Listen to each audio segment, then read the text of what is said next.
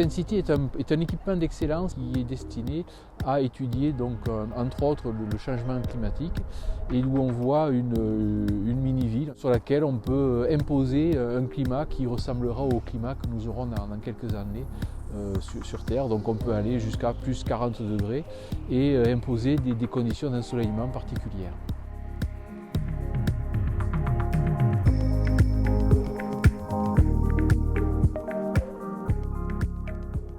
Alors nous avons beaucoup de technologies de mesure de la qualité de l'air pour pouvoir tester quelles sont les zones les moins polluées en ville et comment se propage la pollution en ville, parce qu'on a constaté notamment que la pollution n'est pas homogène sur toute la ville, et donc par exemple au niveau du sol ça ne va pas être pollué de la même façon qu'au niveau de l'espace.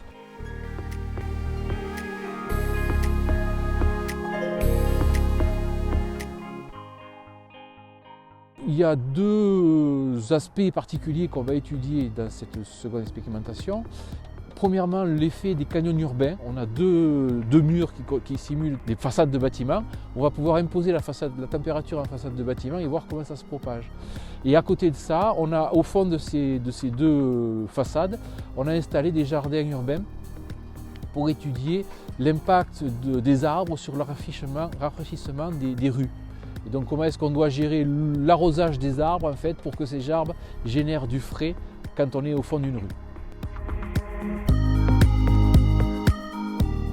Il y en a une qui a été testée qui est le système de pesage, qui consiste en des tapis qu'on étale sur la route et qui sont capables de peser les camions, utilisé actuellement sur le chantier du Grand Paris. Et l'autre dispositif, c'est ce qu'on voit là sur le bâtiment, une éolienne qu'on peut installer sur les toits. En équipant son toit, comme on équipe les toits des supermarchés de panneaux solaires, on peut équiper son toit d'éoliennes qui sont assez esthétiques, qui permettent de générer de l'énergie.